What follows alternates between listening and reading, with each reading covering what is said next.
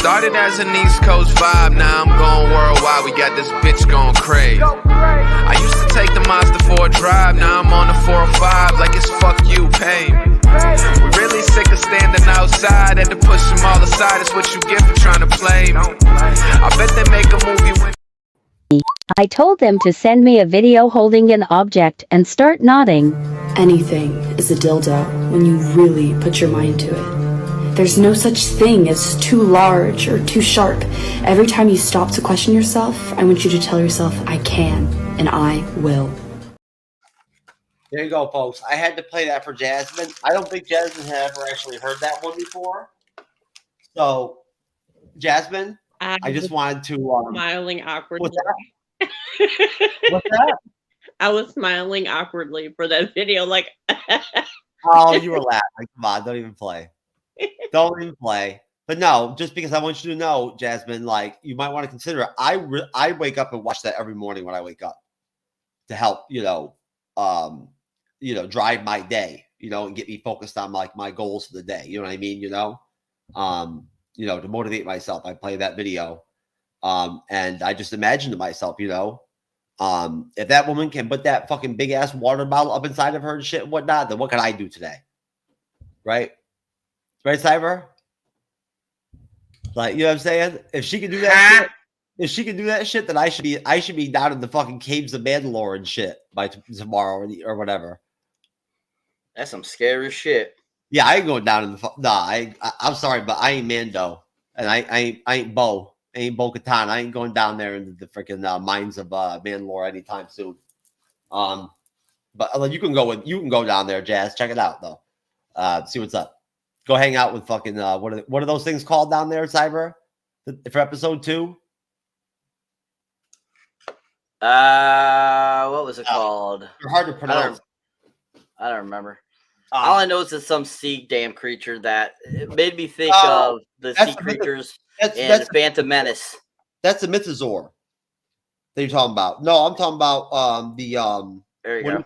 Yeah, no, I'm talking about the what are they called? The Enobites or whatever, whatnot. What are they? What the hell? Oh, here they are. They're the no, those troll looking things. Yeah, they're called what do you call it?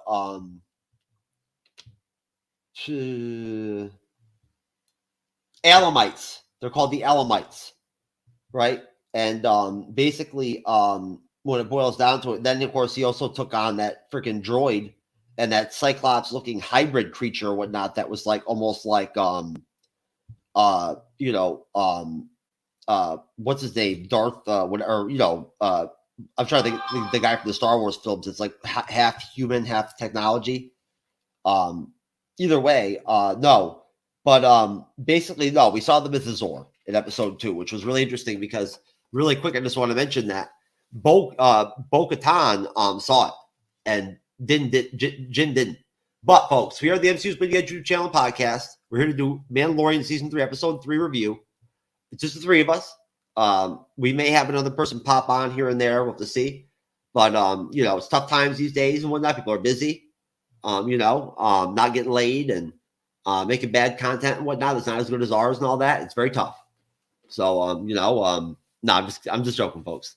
But now Jasmine's here to hold it down though on the panel with Cyberneticshark. But hey, you can have a more powerful fucking guest panel than that right there. You got Jasmine and Cyber on the guest panel. Thank you very much, folks, for being on the guest panel, letting me moderate with you. Woo woo! I appreciate you. holla. Hey, what up, Jazzy? So basically, the third episode is called, I believe the title is what is it? The Convert.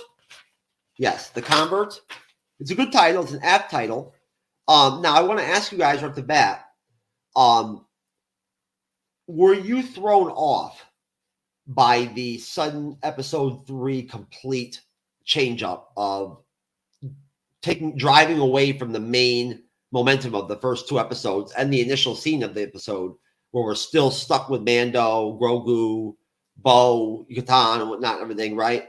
And we get everything completely flipped over and all of a sudden we're on Coruscant and we spend probably 3/4 of the episode with totally new characters, right? Like, Jasmine, what was that like for you? Were you shocked or surprised at first?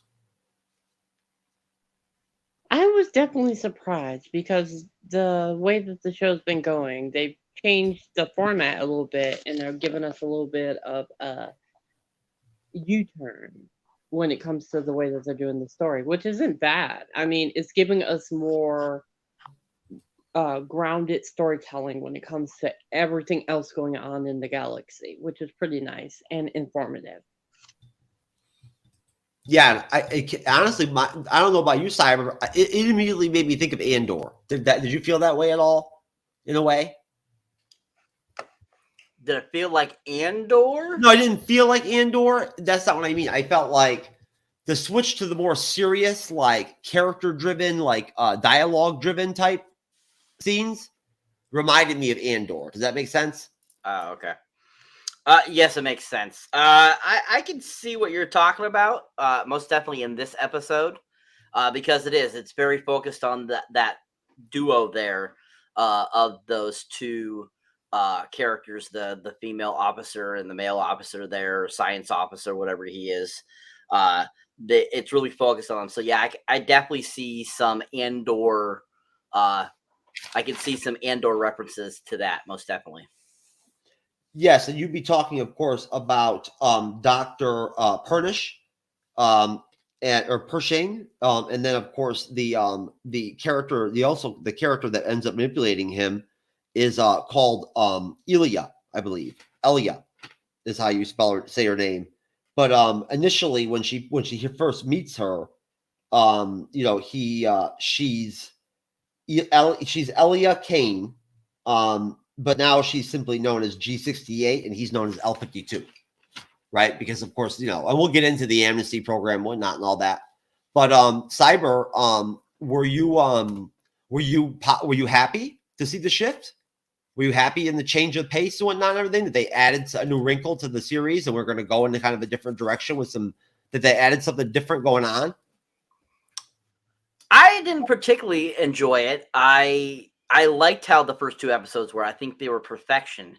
And so this change up really most definitely was kind of like, oh, wow, okay, we're totally doing something different here. And it kind of ruined the vibe for me for the series so far. Because like I said, the first two episodes were perfection. And so I was really shocked that they decided to go this. I found the whole section, except for the beginning, I found it a little boring. Once again, because it was just too much storytelling for me. I like some storytelling action, some storytelling action.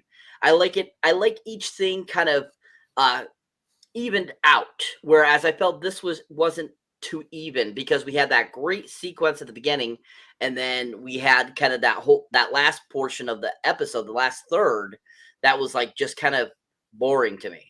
So I didn't care too much for the change of pace. I really enjoyed what they were doing with the first two episodes. What did you think, Jasmine? I mean, were you maybe not right off the bat initially, but after a couple minutes or whatnot, were you happy for the change? For me personally, it was very much new. It changed the format for me, and it definitely was different. I don't know if it was different in a good way or a bad way for me, because I was enjoying myself when I was with Mando and everything that was going on there. But as soon as we went over to what's going on with the New Republic, I kind of got bored. I kind of droned off a little bit. I was watching it, but I wasn't really paying attention. I had to rewatch it because I was I didn't care until I realized who that character was that they had us following. And he happens to be the same guy from the very first season, where he was trying to take the midichlorians from Grogu. And he was the one that was worried about the Mandalorian coming in and trying to hurt the baby. So it was really, it took a moment, but other than it being a little boring and feeling like it was going on too long, it got its story across for me, and I was understanding what the dynamic was going on and the a struggle that was being presented to me. Well, you know they're going to give us more of that storyline. They didn't drop this into the episode and whatnot as a one-off or whatever and whatnot, right, Cyber? This is going to end up being, so this is going to tie into something, right? It might even tie into another series or something. We don't know, right? But like this is going to be something where whoever that Ilia character is or whatever her real name is and whatnot and everything, she obviously is going to end up being in the series again, at least.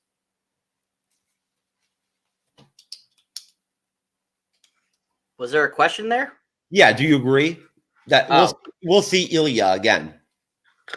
I definitely think we'll be seeing all those characters again. Most definitely, yes. Yes, most definitely, and we'll get into what the whole motivations of her and with him and everything, and the manipulation and all that, and whatnot, and all that later on.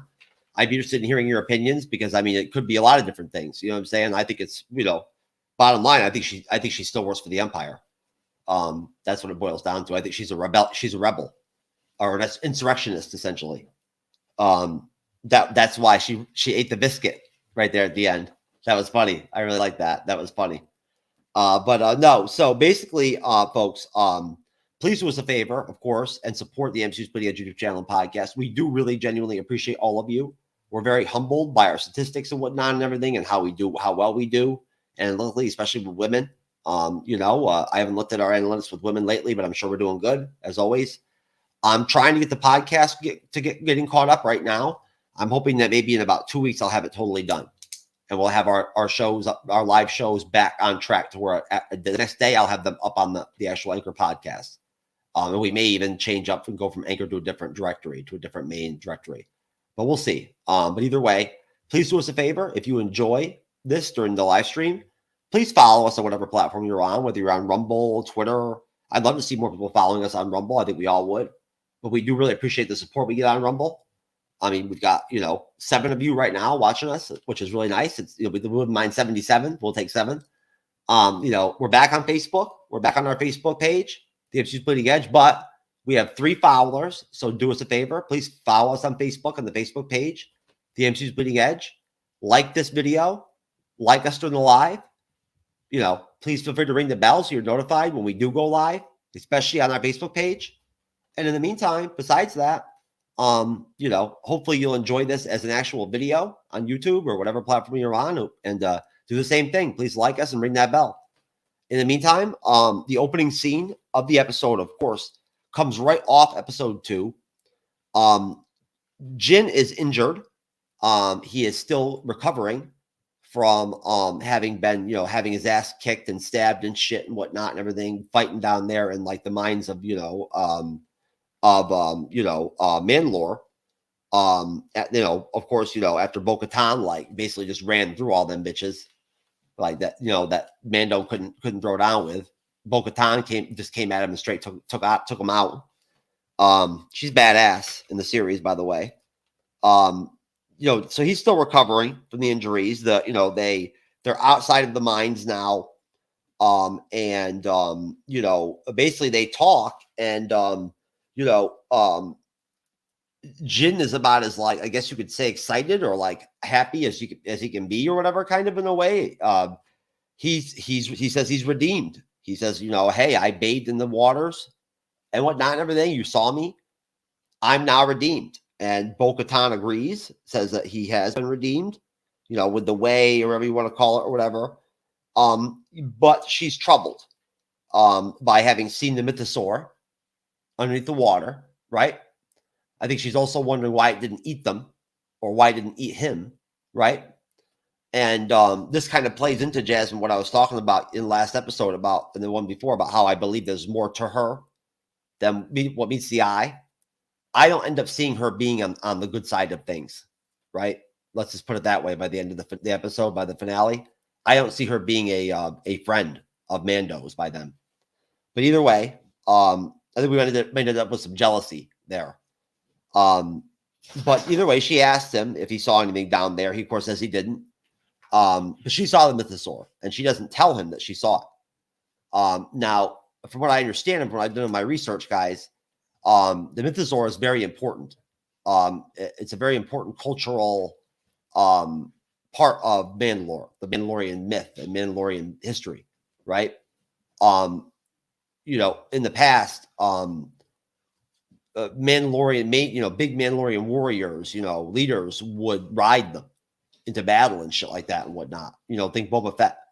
So at that point, again, it's interesting. We'll see what happens. But they end up, they head over to the former castle over, where Bo-Katan lives, and they're immediately basically approached or attacked by a bunch of TIE fighters, right? We get some really good, almost quasi Falcon of the Winter Soldier type from the first episode scenes, where you get a lot of tight turning type, aerial fighting, ship to ship fighting and whatnot and everything, with a lot of turns and curves. And I believe, if I remember correctly, Jasmine, Bo-Katan is right. She's in her own ship, isn't she? Or are they both in the same vehicle? They are from the start of the fight. When they are coming through space, they are in her ship. Okay, I was wondering. I couldn't tell if they were. I couldn't tell. I couldn't make it out at first if they were using two ships or not. That's all it was. I just couldn't tell. I was being conflicted and whatnot because my phone was getting blown up and shit while I was trying to watch the first 5 minutes. So unfortunately, thank you, Cyber. I appreciate that for reminding me about that. But no. So at that point, unfortunately, I actually I missed probably some of the best scenes of the actual friggin' TIE fighting scene and whatnot. But I'll go back and watch it again. I will. I want to see it. I heard it. I could hear the audio. I just couldn't watch it. But no. So basically, Bo-Katan is handling her business, and just what's up, Cyber?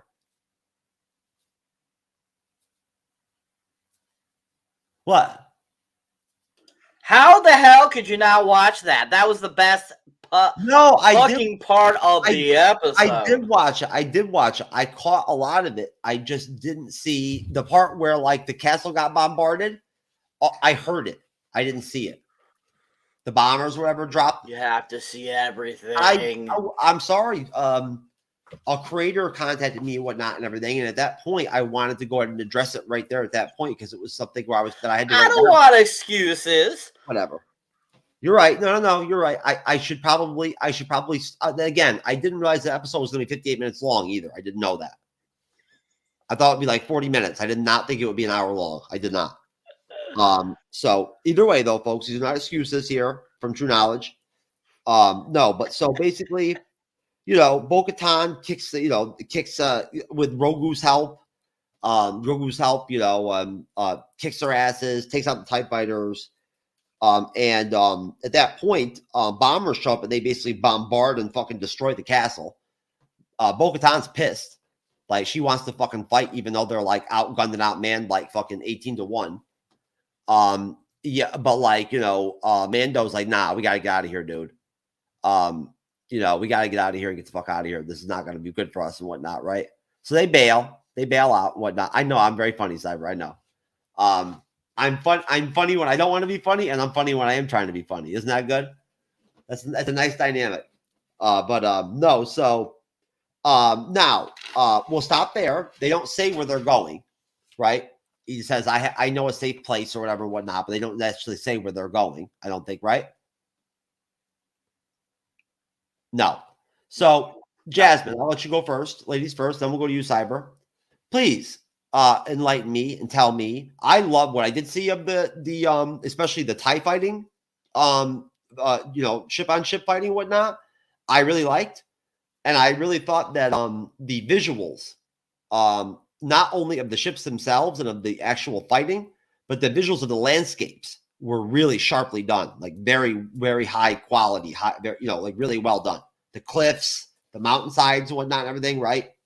It all looked very, very crisp and clear to me. And I was watching it on a cell phone. So what'd you think? Overall, I thought they did a miraculous job when it came to the storytelling of that scene, because cinematically and the the graphics and everything was amazing, and it kept me very captivated. It kept me very much in it. But I was just enjoying Grogu and the robot because the robot is so sassy for something that doesn't talk. And just watching them kind of interact and during all the chaos and the drama is really funny. On top of the fact that watching how Din Djarin goes through and takes out these ships so effortlessly is miraculously interesting, because like he did the same thing he did in outer space with the meteor shower by using his surroundings to really blindside these TIE fighters. I think they're TIE fighters. They're TIE fighters, right? Yes, they were TIE fighters. There was probably like what, 5 or 10 of them, 15 of them, And taking them out. And I thought it was really interesting and enjoyable to see them really work together and take these ships out. I thought that was really nice. And I think seeing how they interact, I noticed she never took her helmet off too. That was something I very much was paying attention to. It was just nice to see that she's just as combative as she was in the Clone Wars and the Rebels. Like, it's nice to just see that and see that continuation of her character and building, in my opinion. Okay, Cyberneticshark, sir, your thoughts? All right. So, this beginning sequence was my favorite part of the episode. It was fantastic. The digital effects in this sequence was so well done. It was definitely high caliber movie quality. They really put their money into making these fight sequences right at the beginning amazing. And I just absolutely loved the TIE fighters coming in, the bombers coming in. They all just did a miraculous job with making it look so fantastic and clean. But I mean, Mando taking on those TIE fighters was awesome. I love the ship that why do I keep forgetting her name? The other Mandalorian, Katie Sackhoff's character. What's her name again? Bo-Katan. Bo-Katan, thank you. Bo-Katan's ship was really badass too. I believe that's a Lego set actually. And that was just like, that ship was really cool too. But I mean, I love what they've done with the Naboo fighter for Mando himself. That is so cool that they took that and made it into the ship it is, because it just like kicks butt. Because I even remember in Phantom Menace when Anakin ends up in one of the fighters and kicks butt with it. I was like, this is a really good ship. This could be used, for other things. And so when that popped up in the second season, I was like, really? I'm like, that should be interesting. And then seeing it in action in the last 2 episodes, I was like, wow, that ship is fantastic. But yeah, I mean, even the look of the fight sequences were so well done. And I just absolutely loved that first section of this episode. It was so much fun. Lots of great action. It was beautifully done. Just a really solid start to this episode. I agree, most definitely. It is. If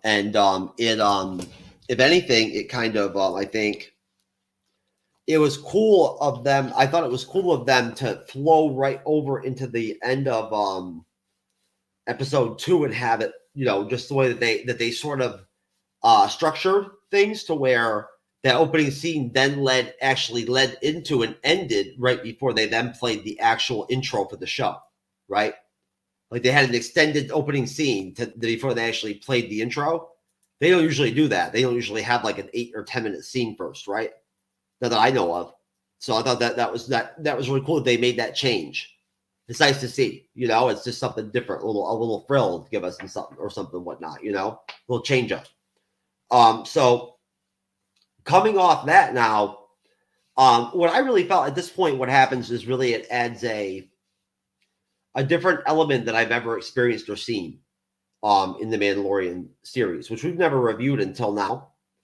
But I've watched it. We've all watched it. And, I'm no Star Wars super knowledgeable person. I'm not. But at the same time, I did not expect there to be just a sudden change in the entire like flow or energy of the episodes, like they all of a sudden happened after that intro, where we then, you know, literally went from your typical Mandalorian, you know, fare where you got your Grogu, you got your Mando shit going on and whatnot, or whatever, droids and fighting, and there's action, and if there's not action, it's like, you know, it's just scene to scene. All of a sudden, we actually ended up in a situation where basically I could almost just like give you one question and say, and you guys can just tell me what you think of like the next, basically, I guess, 80% of the episode, right? Because it's so simple what happens. I mean, you know, and it all relates to essentially to two main characters, right? Like that's it, you know, except for one scene or two scenes, that's it. And none of the other characters are even essential or even worth talking about, really. So, you know, I can do it that way. Like we could do that, and you guys could give me like essay long responses, right, from the panel. But we won't do it that way. We could, but we don't want to, you know, do anything too intense. So, but no, that's basically what happens, is that essentially they compress everything. They slow everything down. They're on Coruscant, and they start us off with what is, you know, at first I wasn't sure what the hell was going on, but it was clapping. And I'm like, okay, you see this guy. He's like, you know, he's being displayed holographically. And they don't say what his name is, but, you know, he says that he used to work for the Empire. He now is a part of the Amnesty, the New Republic's Amnesty program on Coruscant. And, you know, he basically comes off very, very, very genuinely, you know, thankful and appreciative to like having been given an opportunity to like help and work for the New Republic, to be redeemed in the way he has and whatnot, and everything in his own life, and be able to have escaped the Empire and not been held as a traitor or something like that and killed, but instead given an opportunity to actually be a part of the New Republic. He seems to like buy into it and support it.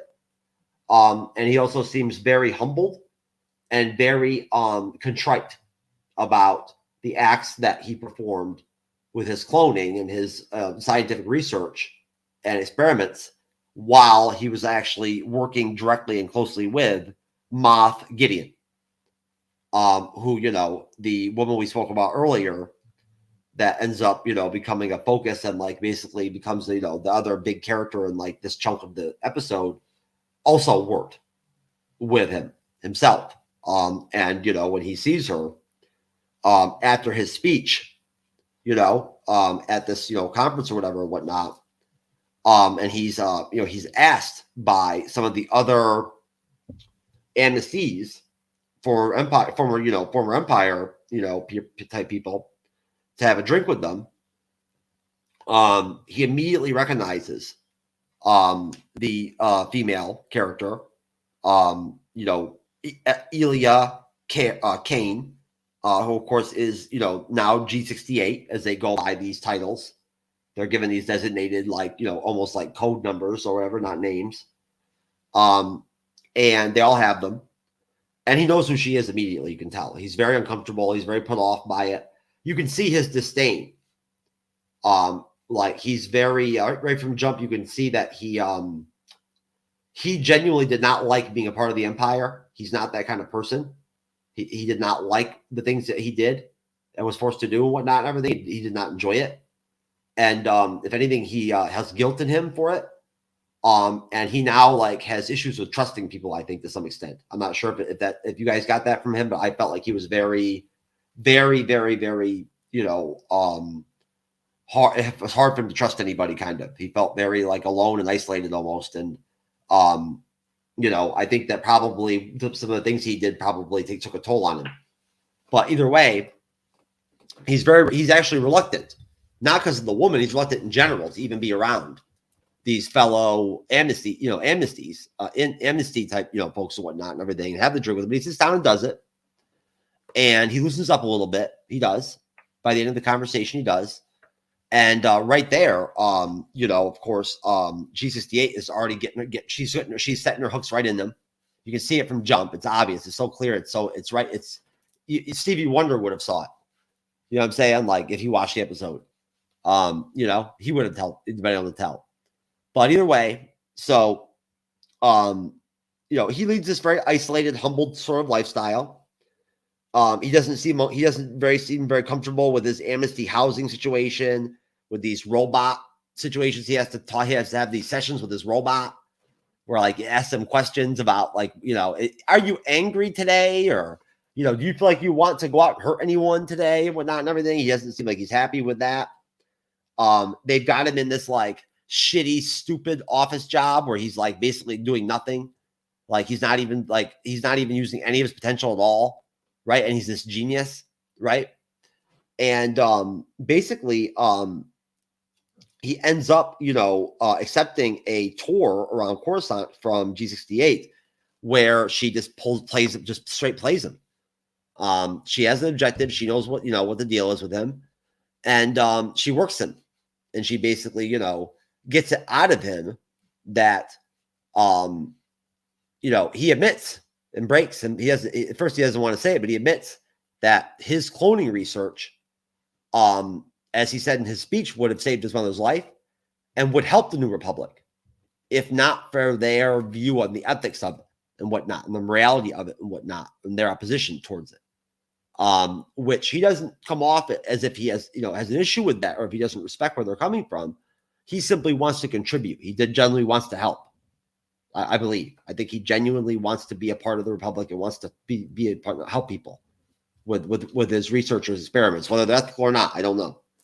Either way, she manipulates him into saying that. From there, it's over with pretty much once he says that, because then she just really works him. Keeps on working him. I think that he probably is lonely also, and her being a woman, and she does kind of flirt with him a little bit from time to time, and throw some really nice, kind of smiles at him. They're a little bit more like a little bit teasing type almost. I've noticed. She's very good at what she does.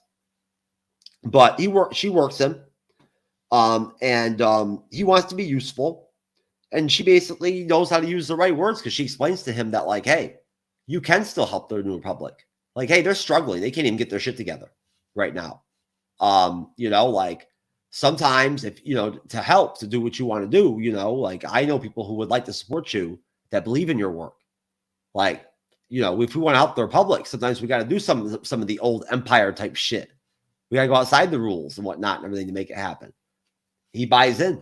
He agrees. So we'll stop there. Cyberneticshark. What were your thoughts on that whole scene? Take as much time as you'd like. His speech, his immediate interactions with the group of the other Amnesty program members, their dialogue at the table during the drinks, his immediate response to seeing someone who he'd worked with, who actually worked with in the Empire, knowing her somewhat personally. I think to some extent not very well. The whole thing. What were your thoughts as it was being displayed in front of you? Honestly, at this point in the episode, especially when it got to this sequence, I just really started checking out because it just like bored me to death. And I was like trying to like understand what he was talking about, because I feel like there's definitely some context that we haven't seen yet that, they might explain later on in further episodes that he's talking about in those instances. So that plus just being so boring, I just didn't find it anything appealing at all. I thought it was totally a waste of time, especially his long speech. And I definitely felt that, like his dynamic along with the new gal, which I forget, you said her name before and I forgot already. T68. That's unforgettable. Yeah, T68. Thank you. Their relationship, how it kind of starts out, them having that conversation leading up to that instance, you're just kind of like, okay, I get that these two people are supposed to be kind of giving you a little info into who they are, kind of, zoning in on these two characters. But at the same time, though, because we didn't have any forefront into them and into more of their history, or kind of like, if you don't exactly remember if they were introduced, like, say, season 2, and, around the time we were introduced to, Mon Mothma, or not Mon Mothma, to Giancarlo Esposito's character, which I feel he's kind of still interconnected in a way because they mention his name, Moff Gideon. Yeah. And so I feel that like if they actually had given a little more context to that, it would have made it a little bit more interesting for what he was talking about in his long speech and to those other characters. So you could have understood it better. But at the same time, I didn't find it like it wasn't like hard to follow. But at the same time, it just would have been better if I feel that it had been not so long. It would have been shorter and more concise to that point. So other than that, it didn't do anything for me in the episode as a whole. That's a good point I think you make there, Cyber. Jasmine, what do you think? I mean, the episode, like I mentioned, is 58 minutes long. Like, holy shit, you know? I mean, I wasn't like looking at the clock or anything, but that whole chunk that I said I could just give you that one big chunk and you guys could just respond to that. That was basically like what? 45 minutes of the episode right there.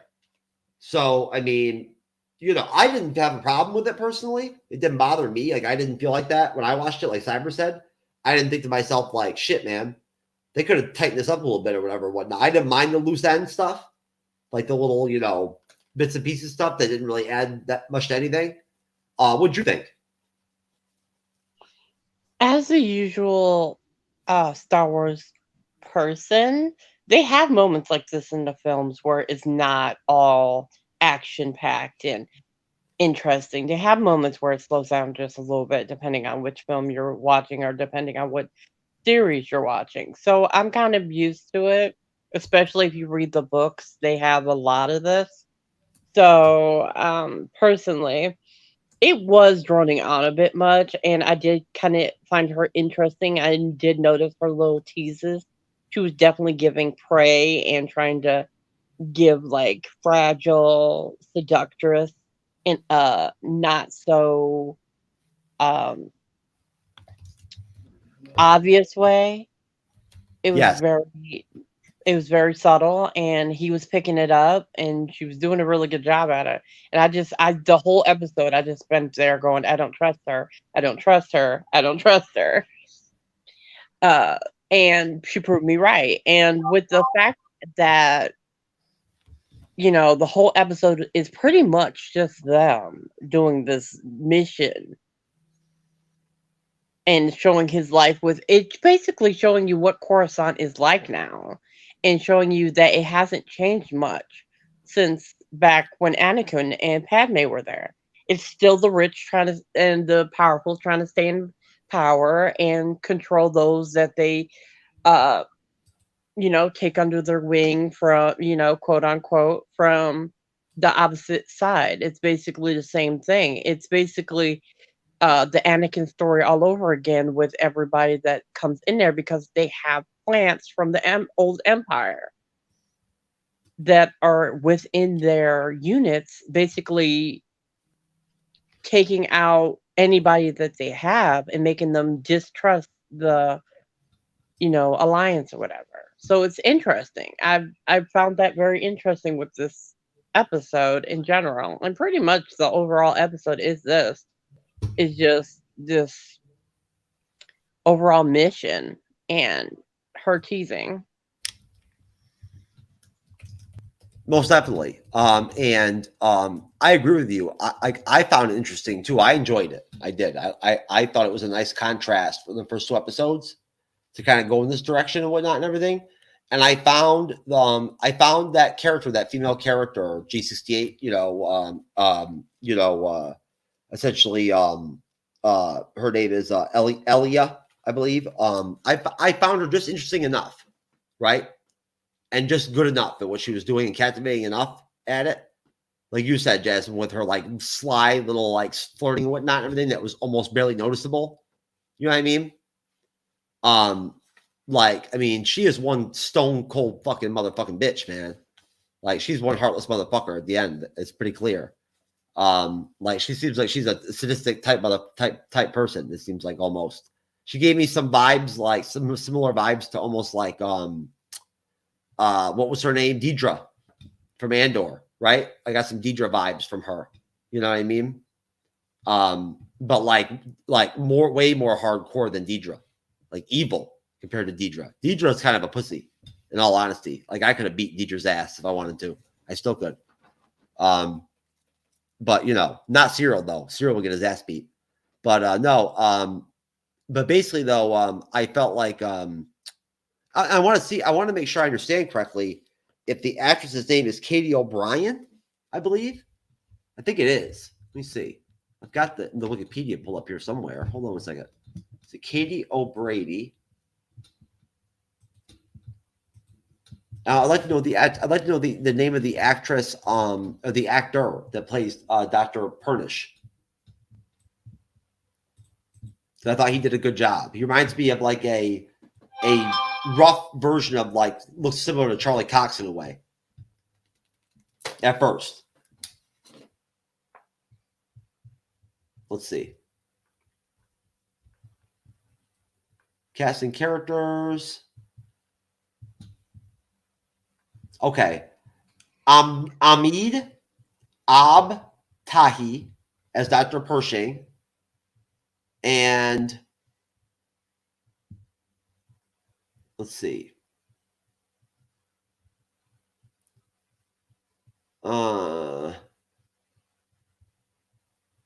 Giancarlo Esposito as Moff Gideon.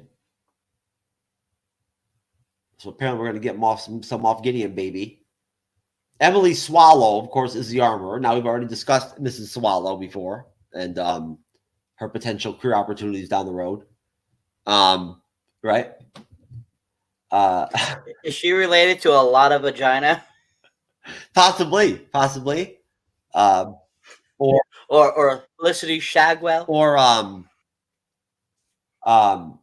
Pussylicious Miller or whatever. No, I don't know. Anyways, so Timothy Oliphant as Cobb Vanth. Remember him? Katie Sackhoff as Bo-Katan Kryze. Rosario Dawson as Ashoka Tano. And Amy Sedaris as Peli Moto. Whatever. So where the hell is oh, here we go. Chapter 3. Oh, you know what? This is pissing me off, man. Whatever. I'll mess with this later. I can't figure this out. I can't find the I don't have the Mandalorian episode 3 recaps pulled up or anything like that. Well, not at all for this. I never looked one up. So oh, here we go. Geez, I would have by now. I would have figured you would already would have found this name. It's too much fun watching you look for it. Isn't that funny? Don't you like that, Jasmine? All that support from my co-host. I felt the same way. I was like, he's just watching you struggle. Yeah, whatever. It's fine. It's all good and shit. It's all good. I like to struggle. I like to watch myself struggle. It's great. It's a really good. It's good for the soul. Okay. See how long it's taking you. I forgot who we were looking for to begin with. We're looking for the actual actress's name that plays G68. The main chick okay, it is. It's Katie M. O'Brien. That is her name, the actress that plays Ilia Kane. So basically, at that point, now you tell me, Jasmine Cyber, when I saw her in the intro to the episode and they just showed her facial expression in that one scene, I knew right there she was evil and she was a villainous type, like negative character in the show. Didn't you?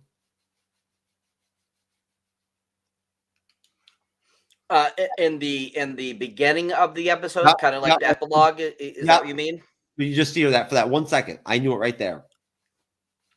Well, I mean, you kind of could tell that she was going to be an antagonist, most definitely, just from that beginning, because she was surrounded by other people that were types of antagonist characters in the Star Wars universe. So, yeah, I mean, that's kind of hard not to tell that she was, but Yeah, right off the bat, I would say yes, most definitely. Yeah, what'd you think, Jazz? I mean, I'm talking like before the episode even started. Like we used to be like before the ship on ship fighting, you see that one scene of her for like 1 second, for like 2 seconds. You see her face and her sitting. I could tell right there that she was a sinister motherfucker. I never trusted her, so she Well, didn't there have you me, not even for a second. I was like, I don't like her. I don't trust her. Jasmine knows her shit. You just didn't find her attractive, Jasmine. No, she's pretty, actually. I totally hit on her, but I don't trust her. She had that face that I'm up to something face You mean the like- whole you mean- episode. You mean like that cunt face, kit face? Worse. Folks, I want She's giving the brother face. folks, I want to thank Jesus for all three of us that Amazon canceled or Disney canceled Willow season 2, so that we don't have to subject ourselves to another fucking Willow episode review ever again. Thank you, Jesus Christ, Lord. Thank you very much. I appreciate it. Hallelujah. That's right. We are very thankful for the Bleeding Edge for that. Now, instead, we can go review some other fucking stupid ass series, right? It'll be great. No. If they want to revisit Willow, they should make a full length feature. If they go, look, I don't care. If they go back and revisit Willow and in 5 years and decide to do a second season, they're gonna have to cut us a check to review it. You know what I'm saying? Seriously. We want $150,000 and 3 bags of crack. Right? There you go. Right? There you go. Because crack always holds its value, baby. It's a good investment. It's like real estate. So you can't get high on real estate, unfortunately. But no. Anyways, no. I'll tell you what. I guess for guys out there that Kids are don't do drugs. There you go. For guys out there that are actually turned on or attracted to women that like have the echo, like, you know, constant like bitch face, like close out every scene like this.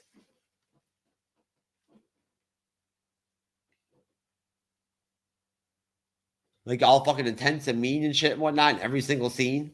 If you've got that echo constant bitch face shit going on, there are dudes that like that. They're down with that and whatnot. I'm not one of them though. I don't find that positive at all. That typically repels me, to be honest with you. I'm just thinking down the road, like, okay, well, you know, we're not going to go there, folks. That's, you know, not that it would not be acceptable on the Bleeding Edge, but it would be too personal. But anyways, so basically at that point, I mean, the rest of it from there, I can basically just quash out real quick in one shot and give you guys something to work with here where you can take as much time as you want. Because what happens is very simple. There's nothing like all elaborate about it. You know, at that point, you know, once he agrees that he's down to accept this so-called help or support that Ilia can provide for him, she's manicured it and delivered it to him in such a vocal way that she's basically made it clear to him that like he would be doing it by breaking the law, he'd be doing a service to the Republic. You know what I'm saying? Like they're so disorganized, they need his help like this. They just don't have their shit together enough to know it, right? Almost.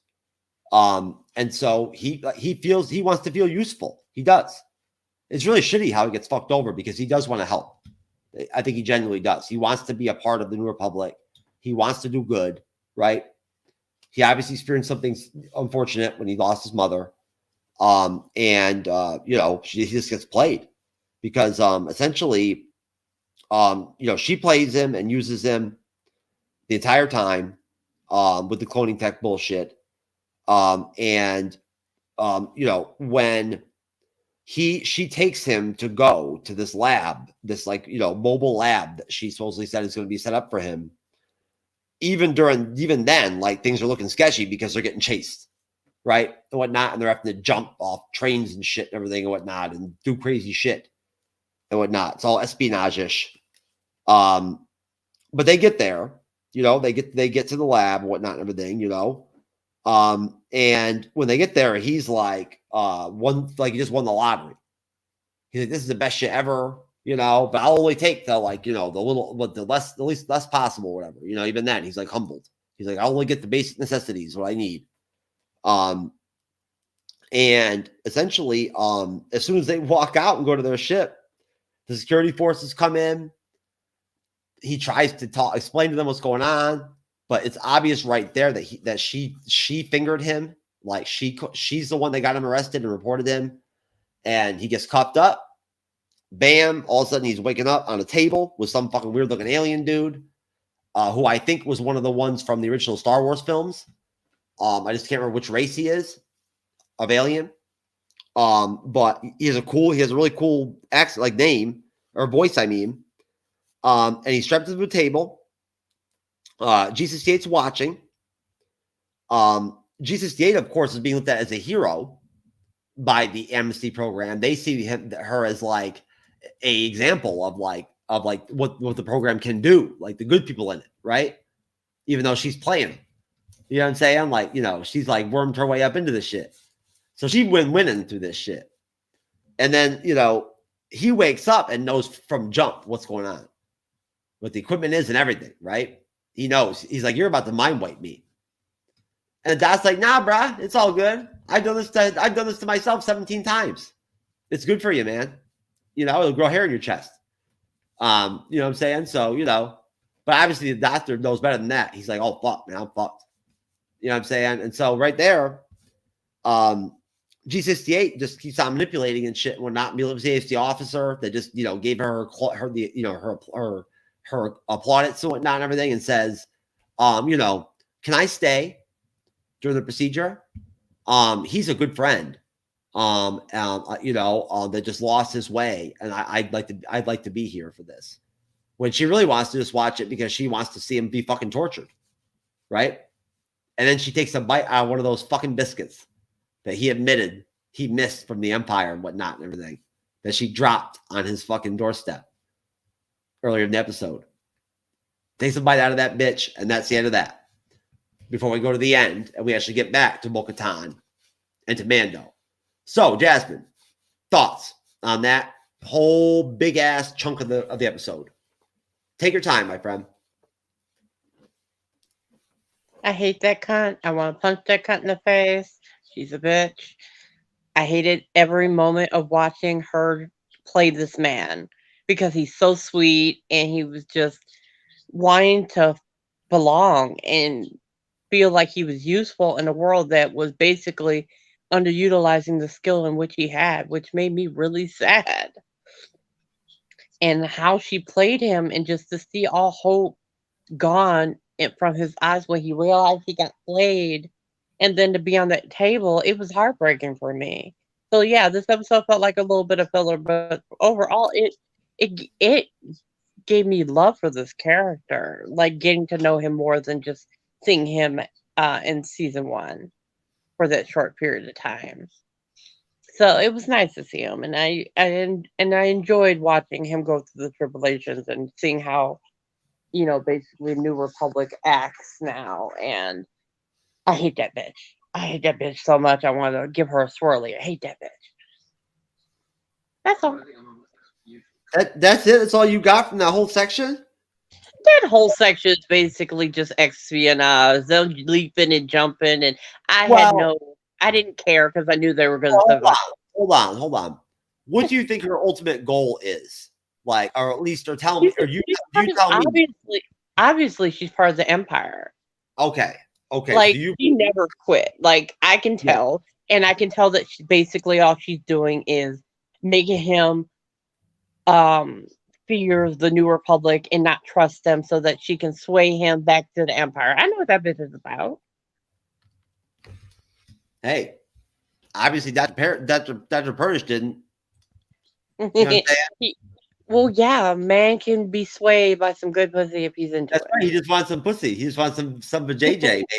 You know it's the eyes. She is really good at utilizing innocent eyes. I guess they didn't have any massage parlors on Coruscant. Oh my god! If it was my luck, if I went to Coruscant, went to the massage parlor, they said one of those fucking alien looking motherfuckers, like the dude that fucking did his mind wipe up in there to fucking like give me my happy ending. I'd be like, nah, I'm good. Like, I'll do my own happy ending at that point. I don't want to fuck with you. Sorry, but not sorry. I'm not down to be intimate with you, whatever you are, you fucking weird looking thing.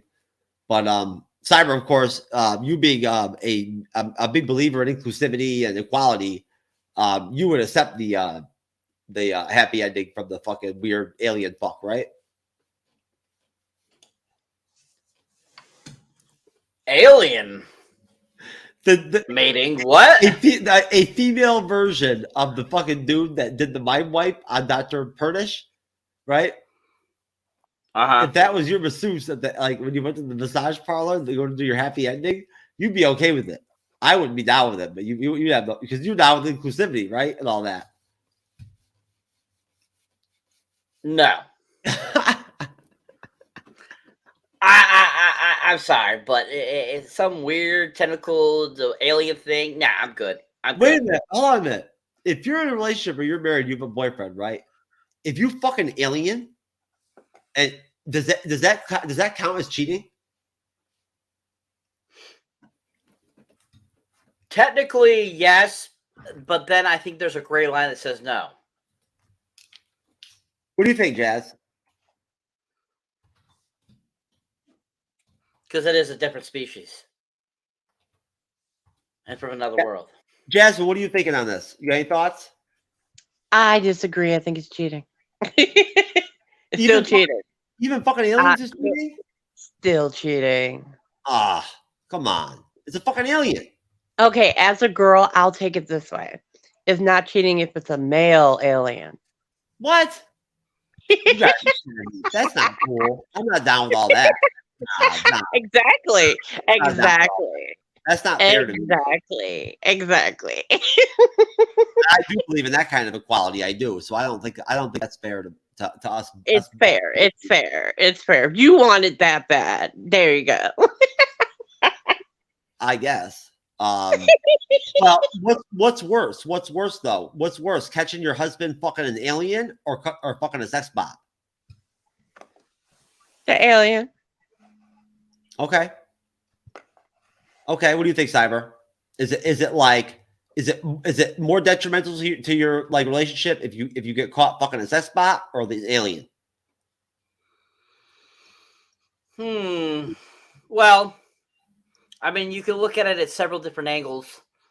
I mean, technically, you could be, if you are insecure, you could find doing the sex bot that could screw you up because you are jealous of a machine.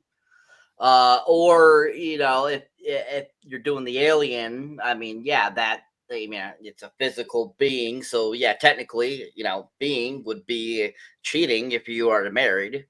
But I would definitely say that it's either or. I think it would be either or could screw you up.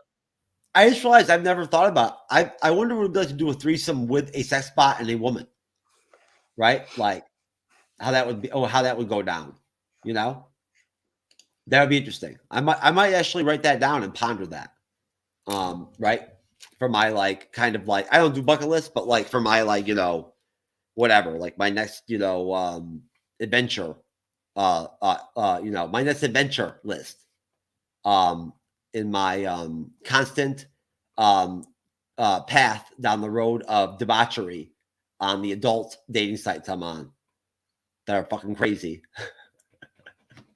And insane, and have lots of dudes whose entire profile pictures are dick pics. There you go. Good job, buddy. Says a lot about you. That you think the most important facet of your entire self is your penis. Yes, you're very good. Anyways, so bottom line, Cyber, were you hurt? Did you feel bad like Jasmine that guy got fucked over so bad? No. I had no feelings whatsoever towards that guy or that whole situation. Just like I said before, that the section prior, this section just bored me just as much as that section. And so I really didn't connect with those characters at all. And I just thought that it was, like I said, I was saying to Jasmine earlier, is I just felt it was very filler. It felt very fillerish, this section of the episode, trying to give you these new characters and stuff like that. And like I mentioned before, you know, there's really no context to them prior to this, and we're just thrown into this situation with them. So that whole aspect of it, it didn't really draw to me anything of its significant importance for this episode. Whereas the beginning of the episode, you know, it really caught my eye, and then it kind of, like I said, it kind of just dwindled off for me as it kept going on, and I'm like, and then when it got to that part, I was like, this is kind of cool being tortured, this guy being by this machine a little bit. I'm like, this kind of entertains me a little bit. Because at least it was something different than just them monologuing between each other, going over whatever, you know, whatever they were planning. And so it was kind of like interesting, like, ooh, this machine, what does this machine do? This is kind of interesting. But at the same time, it's kind of like, okay, yeah, okay, get on with it. Yeah, I didn't feel any sympathy whatsoever for him at all. No. Okay, that's fair. I felt bad for him. I did. Now, so basically at that point, we go back to Bo-Katan and to Din. You know, they basically are essentially accepted back, I guess you could say, into the tribe or back into the you know, like back on the squad. You know, when I'm trying to remember what the name, where guys, help me out, guys. What planet was that they go to after they flee the being outgunned during the earlier scene where they have the you know, the battle scene, the fight scene? I don't think they officially named the planet. I don't think they say what the planet is called. Mm-hmm. Okay. So basically, essentially, the way things end up working out is that, you know, they end up on whatever this planet this episode is, whatever, whatnot. It's like a secret Mandalorian hiding spot type spot. They run into Paz Vizsla and the rest of the Watch. And they immediately, like, basically tell him to go fuck off because, like, they're not wanted. Him and Bo can bounce, right?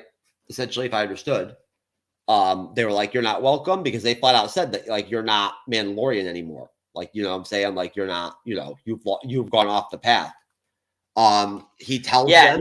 So in the synopsis, they say that it's a Mandalorian enclave, a secret area. So there is no name for it. Okay, so essentially, then at that point, it would be a place where before the New Republic they would have used it to hide from the Empire, right? That would have been the need for it and whatnot, right? Not from the New Republic, but from the Empire. Yes, okay, that makes sense.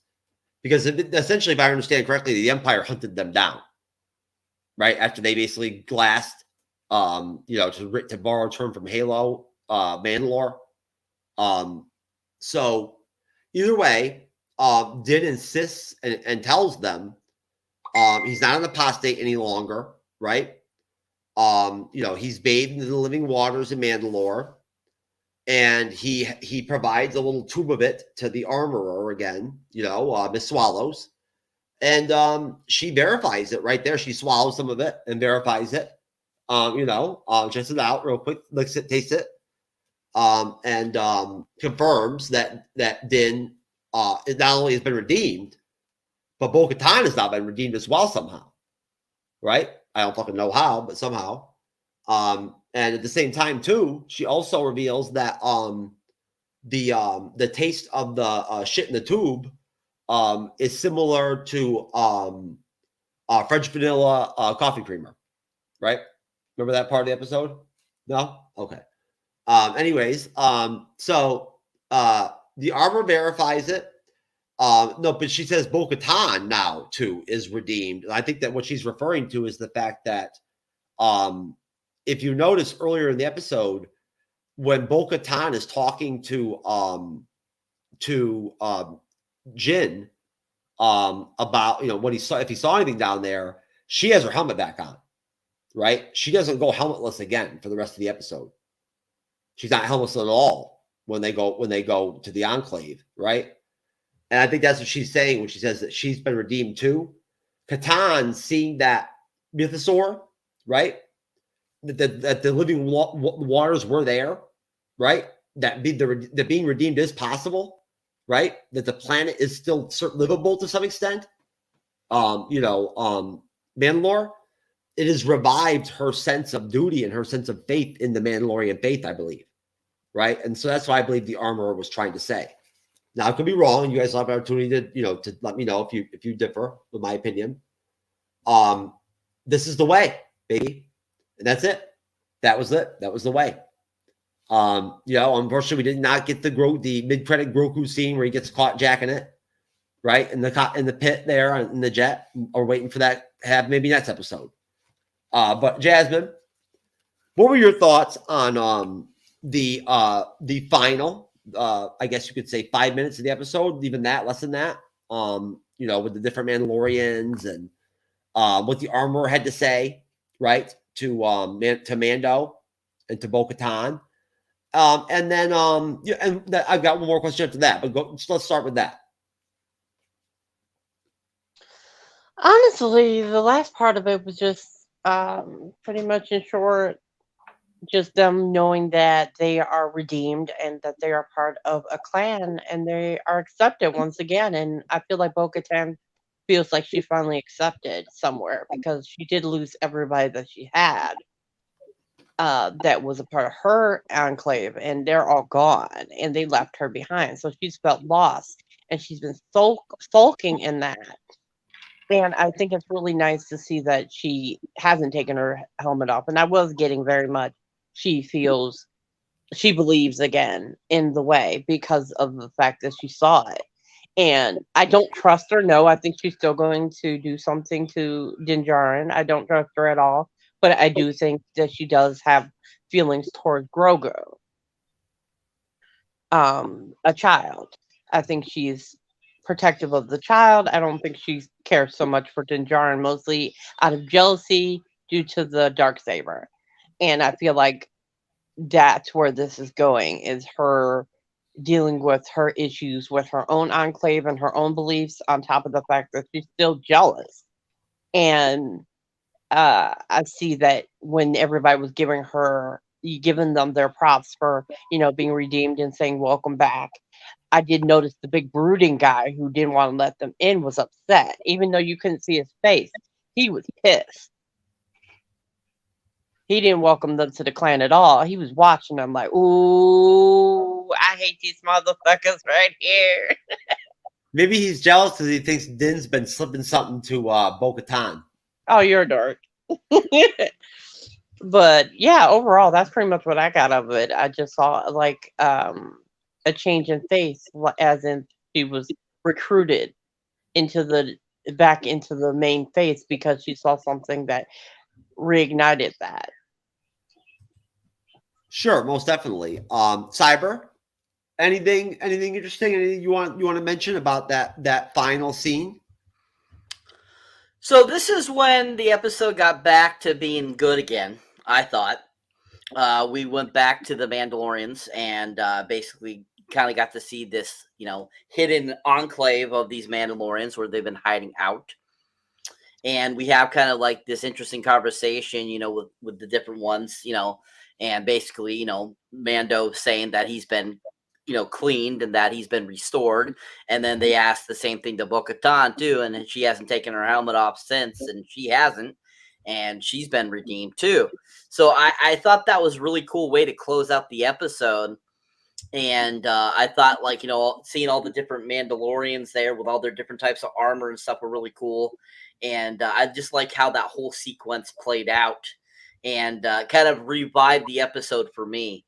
And, gave me something to look forward to more on in the further episodes.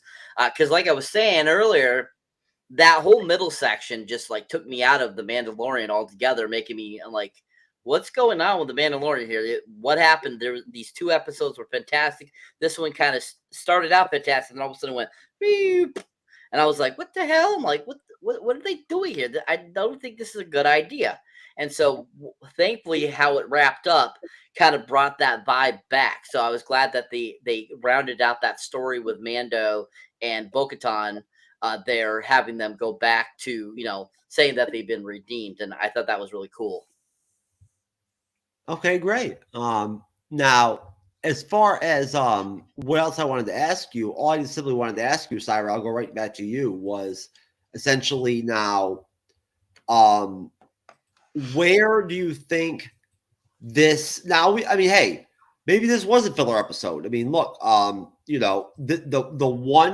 one episode review I just looked at and whatnot to find the name of that actress. I looked at it really quick, and at the end of their review, their short recap, they mentioned right here that, kind of like backing you up, Cyber, I guess. They say, here's the thing, and this is from Digital Fix, thedigitalfix.com. Here's the thing. I love politics. Finding out more about the interesting approach of the New Republic is eye-opening, and it really helps to encompass the moral gray even the good guys are inhibiting. It aligns well with animated series of Clone Wars or Star Wars Rebels, which also explored the questionable ethos of the old and New Republic in more detail. But all this comes with a huge caveat. I didn't tune in to see a TV series about the New Republic, Dr. Pershing, and cloning ethics. I tuned in to see The Mandalorian and Baby Yoda, admittedly. Not me. But like with the Boba Fett, it feels like The Mandalorian Season 3 is another Star Wars series that struggles when it comes to sustaining focus. Doesn't say all this content isn't valuable and that episode 3 wasn't interesting, but after episode 2 set the bar so high, it felt like I was waiting through 40 minutes of exposition, treacle, just to get a glimpse of the titular character. Still, Baby Yoda did a funny gurgle thing that sounded like he was saying, "This is the way." So I'm willing to give this episode benefit of the doubt. Unfortunately, the Baby Yoda gurgles and shit don't do nothing for me. So I'm not connecting with this dude on that level. But either way, though, I get what he's saying and what you're saying, Cyber. You know what I'm saying? Basically, you had the same type of feel for this one and the same kind of like critique as you had of episode 3 of Last of Us. Like, how does this further the story? You know what I'm saying? Like, how does this help the flow of the series? Like, you know what I'm saying? Like, how does this facilitate momentum, right? Or entertain you consistently, or keep you entertained and keep you, watching the show. Yet, though, by the end of the episode, I think that we all kind of are on the same page in that there were nuggets of information, though they weren't a lot of them, that did give us context and backstory to like Tess, for instance, right? And helped us understand a little bit, give us a little bit more character development for characters that were already gone or and whatnot, or that were already there. They just were small things. That did help a little bit. Now, you could call that, if you want, filler, with like just a little bit of good, like a little bit of meat in there, just to like, put a bow on it, if you want. I don't know. We'll have to see how it plays out. But is it possible, do you think, Cyber, that whatever the fuck is going on with this faction of like resurrectionist, former Empire folks and whatnot and everything that have infiltrated this amnesty program, which clearly I believe that's what's occurred. She's not alone. You know what I'm saying? Like, I think that they probably have sleeper cells, like sleeper agents, all through that whole program. Right? And that essentially they're trying to fight from the inside, right? They're the rebels now, right? Like, they're the rebels in a way. Isn't that an interesting dichotomy, Cyber, do you think? That, like, in a way, now they feel like they're the rebels. I mean, so are you referring to the Mandalorians being rebels, or who are you referring to as the rebels? It's not that they feel like they are the rebels. G68, that person that screwed over. Okay. She's obviously not alone. She is working with other people, right? It makes no sense that she'd be the only infiltrated former Empire officer or whatnot that would not be in that amnesty program, right? Oh yeah, no. I mean, it was made clear in the sequel films, that the New Order which is a faction of the Empire. We know that they were still around even, prior to the New Order coming together and being officially introduced in, Force Awakens. So, we know that even though supposedly Palpatine was killed in Return of the Jedi, there was definitely offshoots of the Empire that were still around during that time frame. So there's definitely, with that character of A68 or whatever she's called, basically she is definitely, there's something more that meets the eye with her. She's definitely a part of something. And, because they mentioned that, like I said, they mentioned that in the episode, oh, you're, a faction, or you're related to Moff Gideon. And we all know Moff Gideon is a part of the Empire. So she definitely is a part of the Empire to some extent. Maybe she's one of the forerunners that was trying to start the New Order. Maybe she was a part of that, because I'm pretty sure Moff Gideon was kind of like thinking to himself, oh, I could start a new empire now that, the Emperor is gone. And so I definitely think that that's probably more of what they think of themselves are, as the New Order already. Just they haven't called themselves that, versus being rebels, I feel. Yes. No, I guess what I meant was just that they're using similar tactics, right? You see what I'm saying?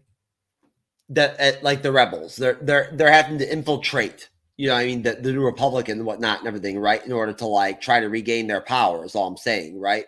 But no, I get what you're saying. And it only makes common sense that when there's a vacuum like that, and when there is an overthrowing of a massive government system or a massive overpowering running force, right? And it's overthrown, right? And you've got a new system and new people running the show. There's going to be people left over from the old guard that are going to want to keep fighting for what they used to do, right? Like that are going to resent being told what to do, and like being applied to, having laws applied to them that don't connect to what they believe in, right? Because again, just like we saw in Andor, there are dedicated people in the Empire, that, officers that really do believe in what they do. Like they believe that they're doing something good, or like that they're doing something like beneficial by being pieces of garbage, essentially. Jasmine, do you think this what we got in this episode could lead to something that could end up turning into something positive or interesting by the end of the season? As far as this character we saw and this whole new twist of them showing us Coruscant and focusing so much in this episode on the embassy program? Yes, if you pay attention, you can tell that they're leaving Easter eggs and little trails to basically the rise of Palpatine coming back as a clone. It's basically what he is known, the scientist is known for, is cloning. And he's been trying to splice midichlorians into other clones, other bodies, and he hasn't been able to do it yet. And that's basically what this overall story was trying to tell you, is this is the initial scientist that starts that off. Oh, that's a good point. I never thought about that. If they wipe his mind, he'll go right back to work for them. Like they don't have to wipe out the part of his mind that knows how to do the cloning and whatnot and all that shit and all his experiments and all that and whatnot. Right? So at that point, they can just turn him right back into a tool of the Empire. And that's basically what they're trying to do. Yeah. I got it. Good job, Jazz. Good point. That's why this episode is such integral. Even though it felt like it ran on forever, it had its moments where it was telling you little things here and there. It even mentioned the cloning aliens from that one planet that did the clones for the Clone Wars. Yeah. No, Cyber, that's actually very interesting. I didn't think about that at all. That makes a lot of sense, doesn't it? The what? Metachlorians being stripped into the clones? That scientist would be vital to them. Once they mind wipe him, he becomes an asset. Oh, well, yeah, duh. You could tell that from the episode. That's what I'm saying. Like, he's very valuable to them. I thought they were just going to mind wipe him and then throw him in a hole or something, or like, or let loose in the streets. No, I don't know where you got that, but I mean, it was obvious that A68 was recruiting him to use him. Nah, it never occurred to me that his cloning could be applied militarily. The clone troopers, the stormtroopers. Again, I have no backstory with this stuff. I never read the novels. I didn't watch the Clone Wars. You don't have to watch any of that shit to know any of this at all. I've only seen the movies. I have not seen any of the other shit or read the books. Well, again, sir, I am special. Okay. I did actually turn out.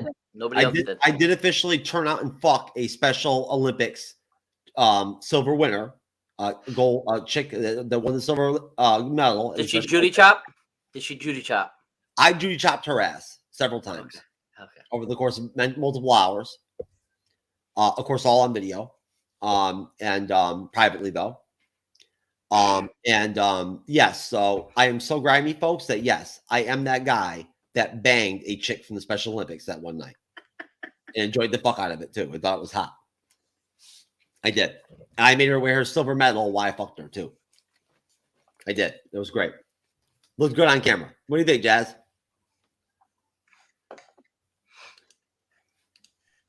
What about Jizz? Who can top that? How many guys you know that have ever banged a chick from the Special Olympics?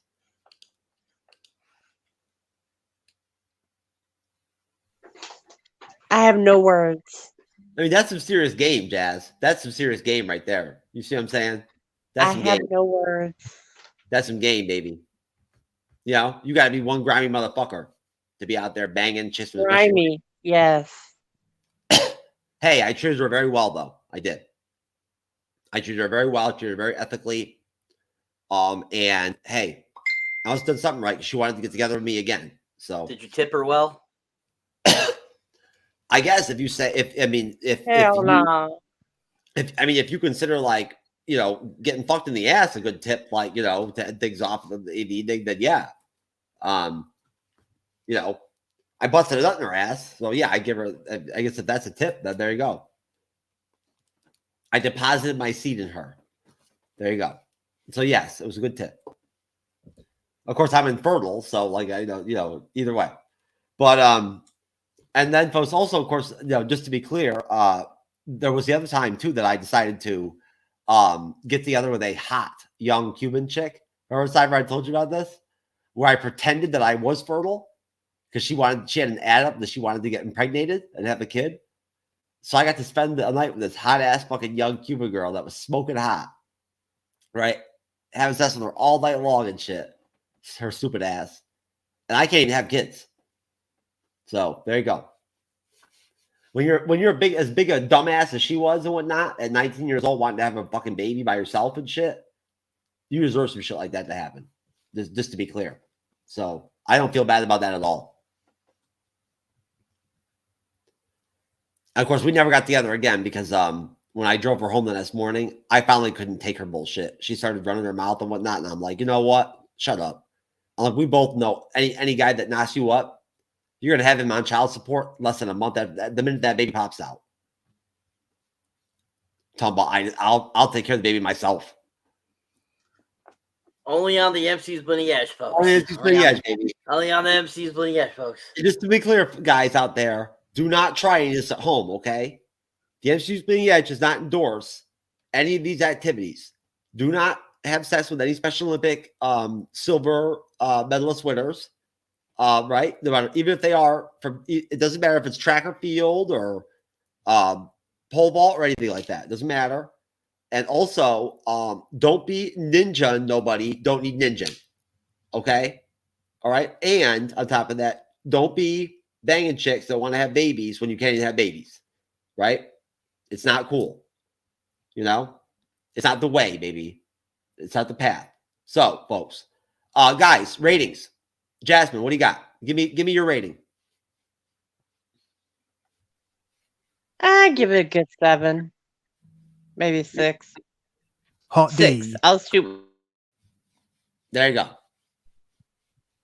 Perfect. I guarantee that's gonna be better than Cyber. Cyber's is gonna be like a fucking 3. No, sir. Actually, mine's a 6 as well. Simply the fact that that beginning was so damn good and that end was so damn good. So it got a 6. Wow.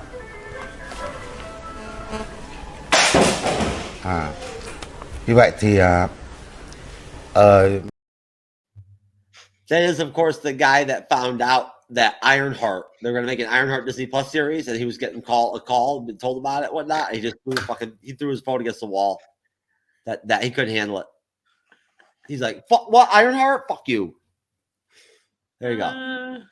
By the way, folks, on Sunday's show next Sunday at 7 p.m. Eastern, 4 p.m. Pacific, we will be reviewing the Ironheart Disney Plus series, and it will be fun. I promise you. It'll be very positive and lots of humor. I guarantee it. And Jasmine will be there, I'm sure, so she can fight with me and we can argue about how awesome Ironheart is together. Because I'm sure, Jasmine, you probably are. You support the petition, right? That Ironheart should have been nominated for an Oscar in Wakanda Forever.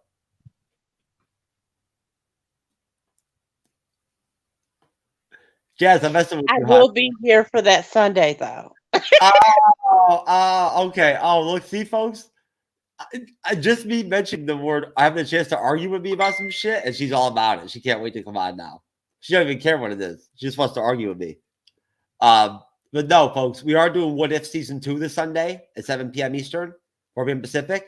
Jasmine, you're welcome to come on that one if you want. Sally's going to be there. Sally, the MCU girl. John, whose podcast name I can't remember right now off the top of my head, who came on for the first time. He's a fellow creator, came on last month. He's coming back on. They agreed that they're both going to drink a full bottle of wine during the show. So this could end up being a legitimate shit show special where we're actually all drunk by the end of the show. So prepare, if you're going to come on this weekend, Sunday on Jazz, prepare to drink. I'm drinking. Of course, I always drink. So, and this week, on Friday, we have the finale of The Last of Us. The finale, baby. Me and Jasmine will be there. Cyber will be, unfortunately, doing his marital duties and celebrating his anniversary with his wife. What is it? What is it, Cyber? Your I can't remember. No, you tell me. I forget what you told me it was. Yeah, just going away for the weekend. No, what your anniversary is it? Oh, it's our 3rd wedding anniversary. Okay, all right. But yeah, this year also marks our 10th year together. So, okay. Back in well, when it hits October, it'll be 10 years. But yeah, we've been together 10 years, but married 3. Well, congratulations, Cyber. Congratulations, Miss Cyber. I don't know your name, so I'm just going to call you Miss Cyber. We often wonder and ponder in the background here, folks, in the Bleeding Edge, if Cyber's wife actually calls him Cyber or not. I think he does. She does. I do. No. I think she does. I think she does. And she calls you Cyber, unless she's off you, then she calls you Ron. No. No? Okay. No. You're the only one. The people in the fandom are the only people that call me Cyber. So. Okay. I think you prefer Cyber. I think you do. I do. I love it. Yeah, I like it too. It's a good name. It's better than fucking TrueKnowledge. But Cyber was already taken. So, anyways, folks, no, I'm gonna give the episode I'm gonna give it a 7.5. I think it has potential, right? I think it's there because it could end up being a link or a something to start something where this could end up in a good direction. We could get something really good out of this potentially overall in the story, right? As Jasmine kind of pointed out, and enlightened me too. So I think that this episode, we could look back by the finale and say, you know what? Episode 3 was sort of fillerish, but it set something up that's really important and impactful now, right? And at that point, I don't know about y'all, but I feel like that elevates the episode in retrospect when you look back.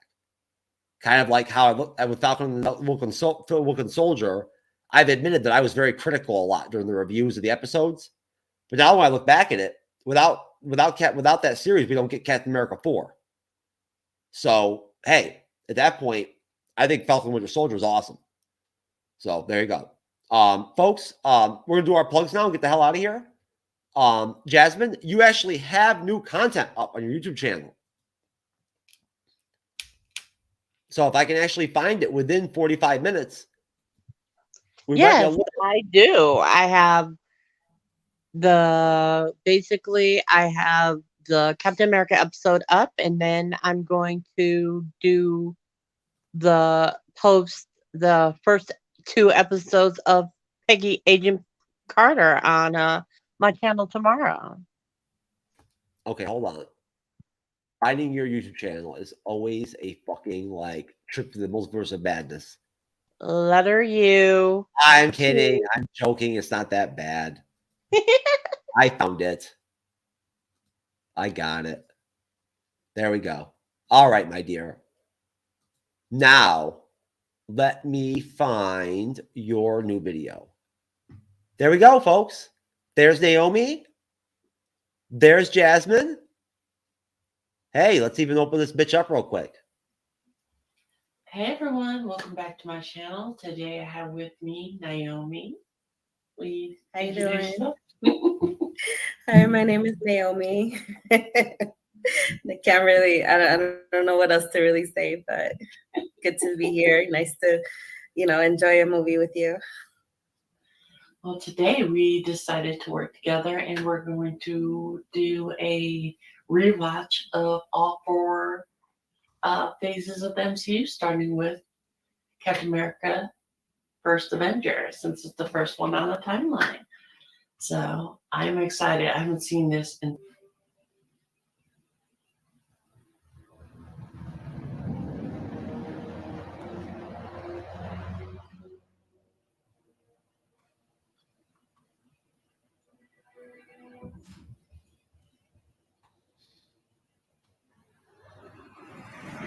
Are you typing on live?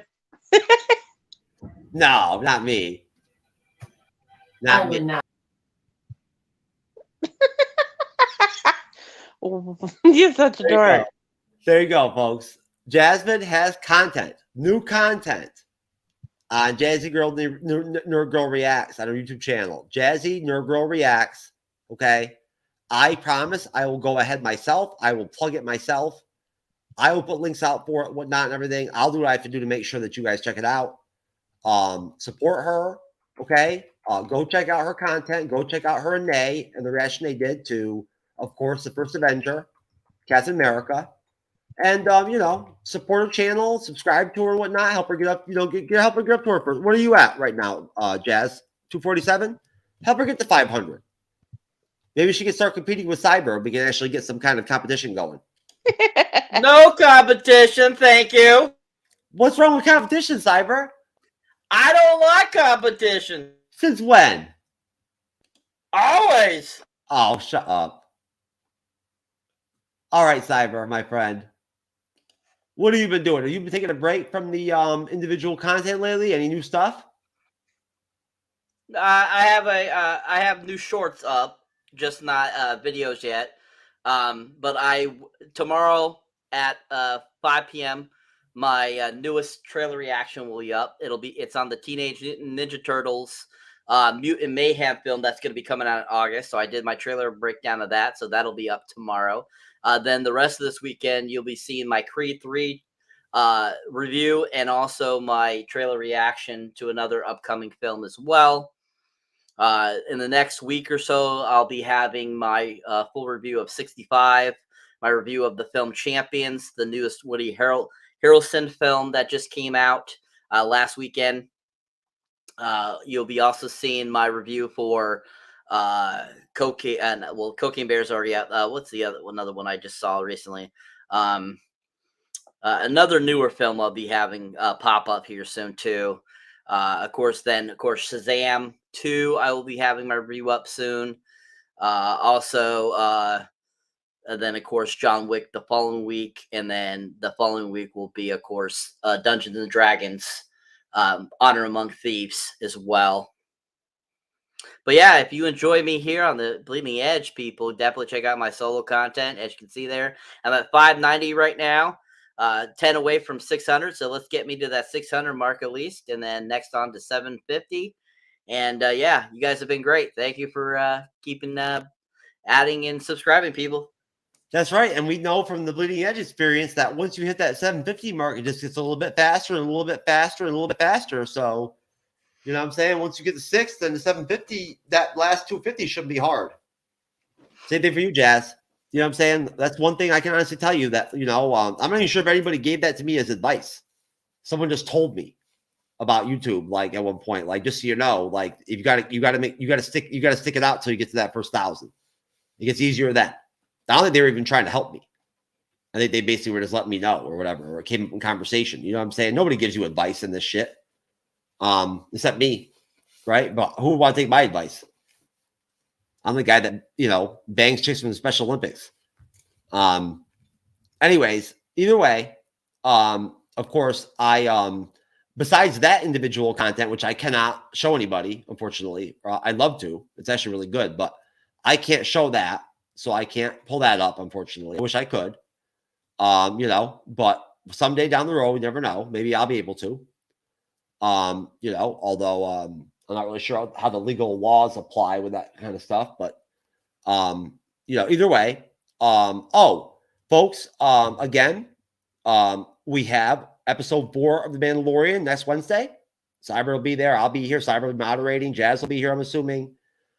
We have lots of other creators coming in for the panel for the next couple episodes. Jesse Starcher's coming back from Religion Broadcasting. Andrew from GNN's coming on. We have William from Geek Gauntlet Podcast is hopefully going to come in for one. And then also Gunnar from Stab MCU Podcast is planning on being on the next episode, and then episode 6. He's going to be doing the off and ons. Like every other episode, he's going to be on here. So we're going to have plenty of people on the panel. And essentially, now that Cyber and I discussed it, after this Friday, the 2 Fridays after, so I guess what would be the 25th, and I believe the 4th or 3rd Fridays, we're going to be doing our ranking shows for the MCU 2022, the 9 releases that came out, just like last year. Hopefully, Jasmine will be able to participate in it. I'm really hoping she will. But Gunnar will be there. I've already reached out to Arch Stanton from Podcast of Champions, Lord Deathman, all the big guns. I'm going to try to load that panel up.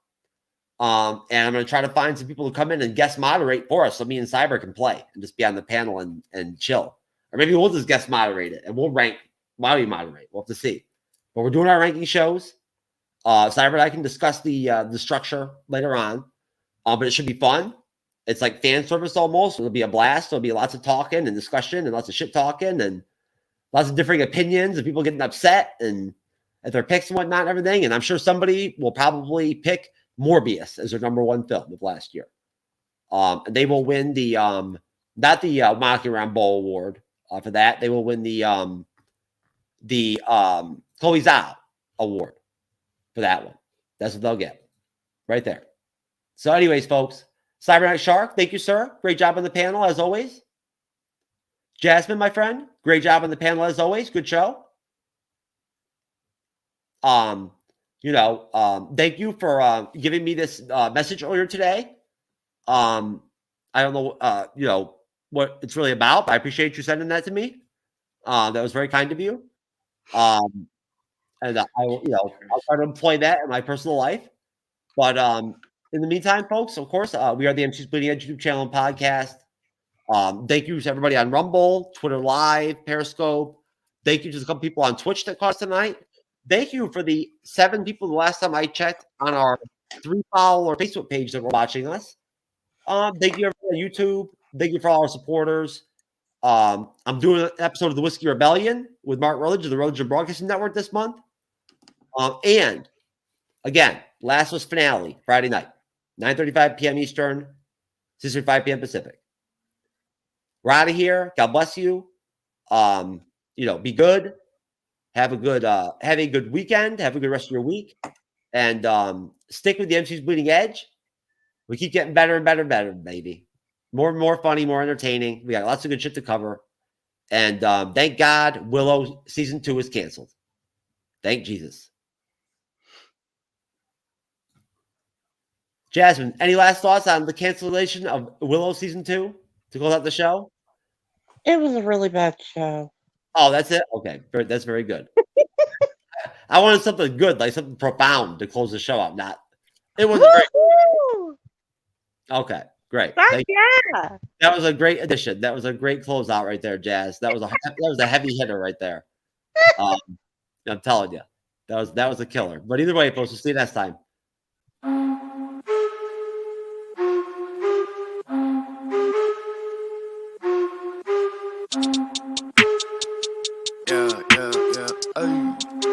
Hey.